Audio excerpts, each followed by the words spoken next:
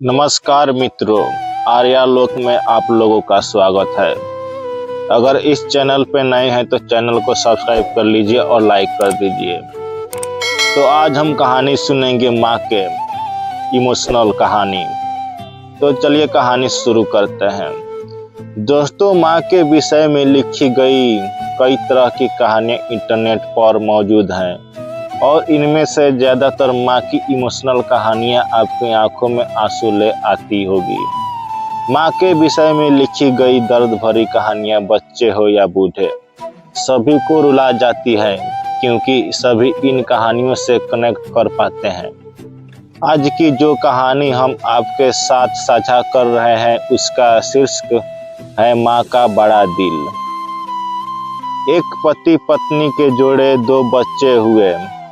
दोनों ही बेटे माँ बाप ने इन दोनों ही बच्चों को खूब प्यार से पाला पोसा, पढ़ाया लिखाया, बड़ा किया और इस काबिल बनाया कि यह अच्छी नौकरी कर सके, समाज में अच्छा जीवन व्यतीत कर सके।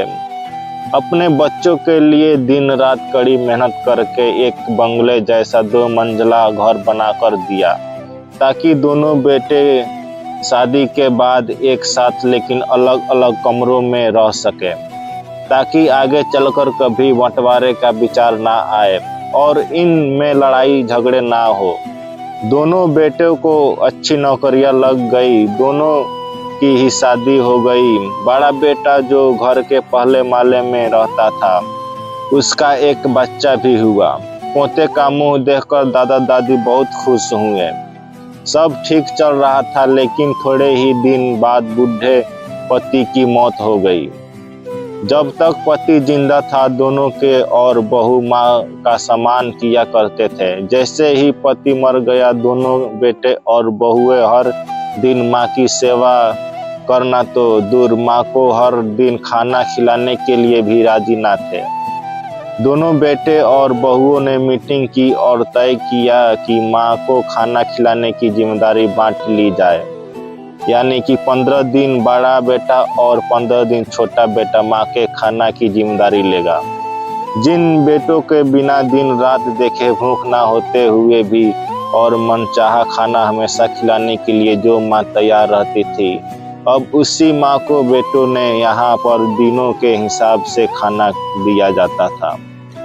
माँ का दिल बड़ा था। माँ को इस बात की खुशी थी कि वह जैसे भी हो अपने बेटों के साथ रह रही हैं, और इसी खुशी के कारण बेटों के द्वारा दी गई रूखी सूखी भी उसे किसी पकवान से कम ना लगती थी। लेकिन दुर्भाग्य की बात तो तब हो जाती जब किसी महीने में 31 दिन आ जाते और उस एक दिन माँ को भूखा ही रहना पड़ता। एक बार जब बड़े बेटे के यहाँ 15 दिन तक खाना खाने की बारी चल रही थी, तब बड़ा बेटा अपनी बीवी को और बच्चे के साथ कहीं बाहर किसी फंक्शन में जा रहा था। बड़े बहू ने माँ से कहा, माँ जी आज खाना नहीं बनाया है, हम बाजार जा रहे हैं, वहीं खाएंगे, आप अपने लिए कुछ पका लेना और खा लेना। बूढ़ी माँ ने कहा, लेकिन बेटा मुझे तो गैस चलाना नहीं आता। बहू ने कहा, तो फिर ऐसा कीजिए, पास वाले मंदिर में भंडारा लगता है, आप वहीं पर जाकर खाना खा लीजिए, तो आपको गैस चलाने की जरूरत नहीं पड़ेगी। पास में ही खड़ा बेटा और पोता यह सब सुन रहे थे, लेकिन कोई कुछ ना बोला। बूढ़ी माँ को भूखा ही छोड़ बेटा और बहू फंक्शन में निकल गए। माँ को थोड़ा दुख तो हुआ, लेकिन फिर अपने आप को यह सोचकर मना लिया, ठीक ही तो है, कभी कभी बहू को भी घर के काम से आराम मिलना चाहिए, और भगवान का भंडारा खाने का सौभाग्य किस्मत वालों को ही तो मिलता है। माँ खुशी खुशी मंदिर में जाकर भंडारा खा आई। कुछ दिन ऐसे ही बीत गए। एक दिन बड़े बेटे को छुट्टी थी। बेटा बहू और उनका बच्चा अपने घर में साथ में समय बिता रहे थे। माँ बाप छोटे बच्चे को पूछ रहे थे कि वह बड़ा होकर क्या बनना चाहता है और क्या करना चाहता है। छोटे बच्चे ने बड़े ही सरल भाव से माँ बाप को उत्तर देते हुए कहा, वह बड़े होकर वकील बनना चाहता है।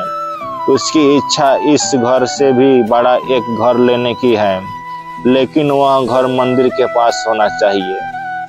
माँ बाप ने पूछा, घर के पास मंदिर क्यों होना चाहिए? तब बच्चा माँ बाप से कहता है, घर के पास मंदिर इसलिए होना चाहिए ताकि जब मैं बड़ा होकर किसी फंक्शन में बाहर जाऊं तो आप दोनों को ज्यादा तकलीफ ना हो।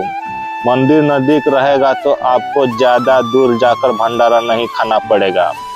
मासूम बच्चे का ऐसा जवाब सुनकर दोनों को ही पैरों पर तले जमीन खिसक गई। उन्हें अपनी गलतियों का एहसास अब जाकर हुआ था, जो उनके 5 साल के बेटे ने पहले ही कर लिया था। दोस्तों, दुनिया के हर माँ बाप यह सोचकर अपने बच्चों को बड़ा करते हैं कि वह उनके बुढ़ापे की लाठी बनेंगे, ना कि वह लाठी बनकर उनके ही पीठ पर बरसेंगे। कर्म का चक्र निरंतर घूमता रहता है दोस्तों।